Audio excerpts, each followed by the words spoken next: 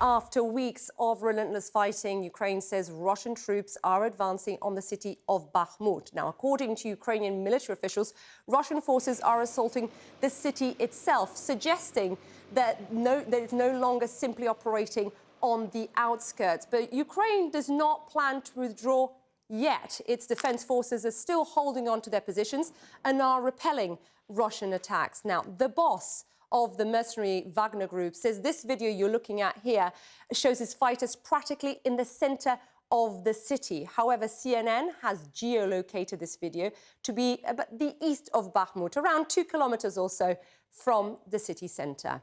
Meanwhile, Ukraine fears that if Bakhmut falls, the town of Chasiv-Yar, as you can see there, will be the next on Russia's list. Our Alex Martwer is there.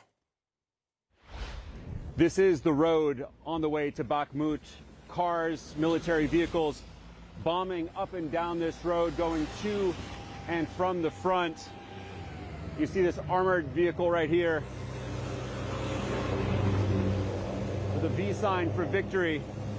There are still some people here, not too many, but some of these hardy residents have stayed behind. This is the shop of Sivyush, who is here grilling meat. It's called Shashlik. He actually fled from Bakhmut 2 months ago and has opened up the shop selling basics like bananas, beetroot, and candles.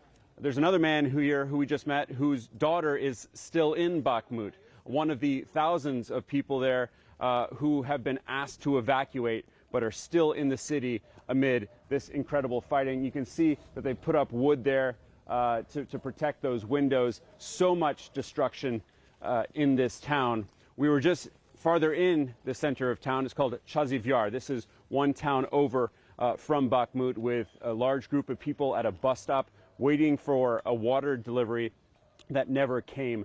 Every few moments you can hear explosions, the sound of what we believe to be outgoing artillery fire, Ukrainians firing at Russian positions. We spoke with an older woman named Valentina, who said that there is so much flying over their heads that she is scared all the time, that they are so close to the Russian positions. That's more outgoing artillery fire. They are so close to the Russian positions that they can walk there.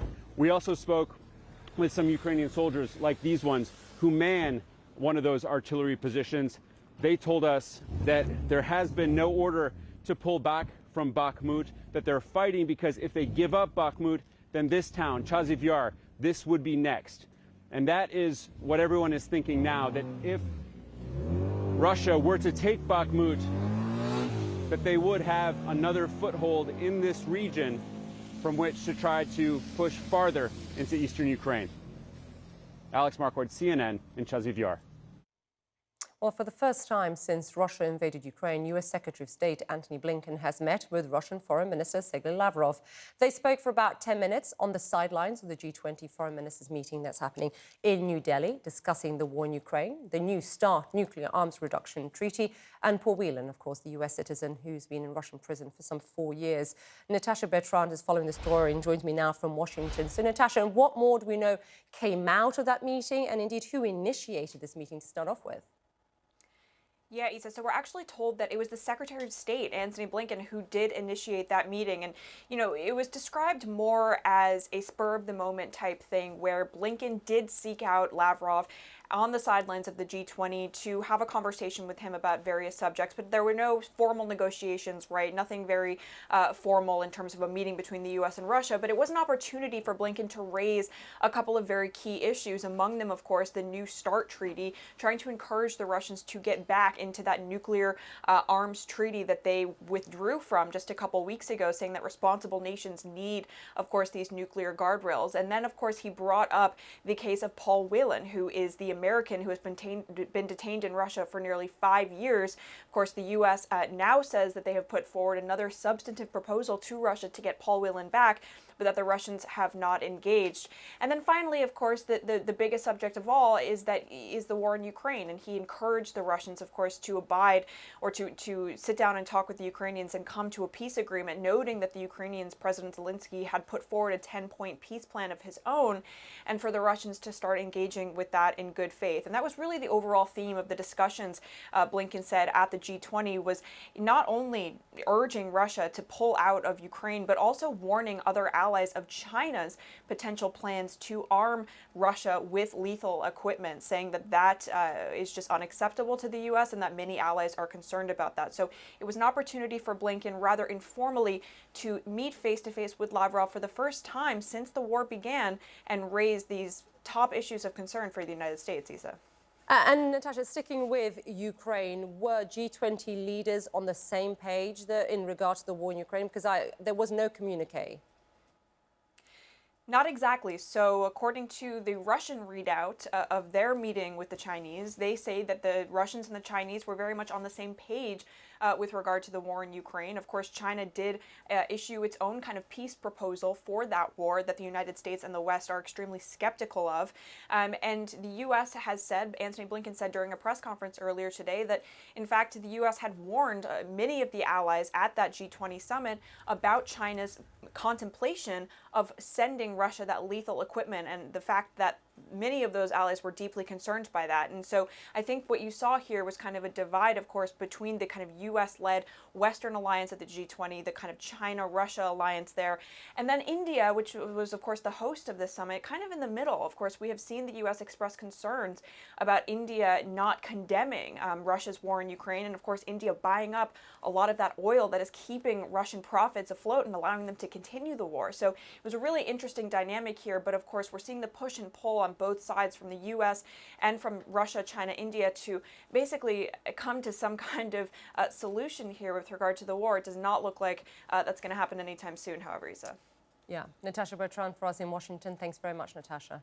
So let's discuss all of this with retired Air Force Colonel Cedric Leighton and CNN political and national security analyst David Sanger. David, I want to start with you. So a State Department official told us not to expect Russia to change course after this meeting. That's not particularly surprising, but the source also said that Blinken was the one who approached Lavrov on the sidelines of the G20 here. Why does the U.S. want to have this kind of engagement with Russia at this moment? Well, Abby, there's been very little conversation at high levels between Russia and the United States in the year plus a few days since the invasion happened. There was only one phone call on the question of prisoner releases between Secretary Blinken and Lavrov. The last time they had met in person, Blinken confronted Lavrov with the evidence that an invasion was about to happen, and Lavrov continued his denial that Russia was going to invade. And in fact, we believe that Lavrov probably wasn't told about the invasion until just hours before it happened.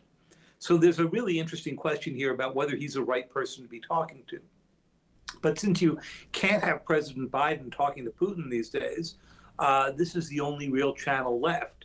I think the most important part of that, obviously trying to get Paul Whelan out, but also communicating directly with the Russians about the long-term danger of their suspension of involvement in the New START treaty. Because that treaty expires in 3 years, Abby, and there's almost no chance that there's going to be a negotiation to extend it, at which point there will be no limits on either country's nuclear forces.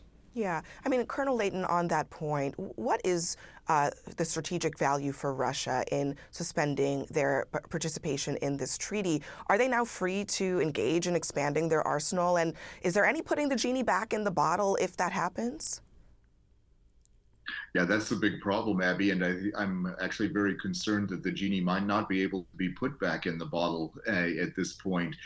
So what the Russians want to do is they could potentially be able to use this lack of limits. They have a little less than 6,000 warheads right now in their nuclear arsenal. They could potentially expand that number, and they could also develop newer weapons. We have talked before about their hypersonic weapons capability.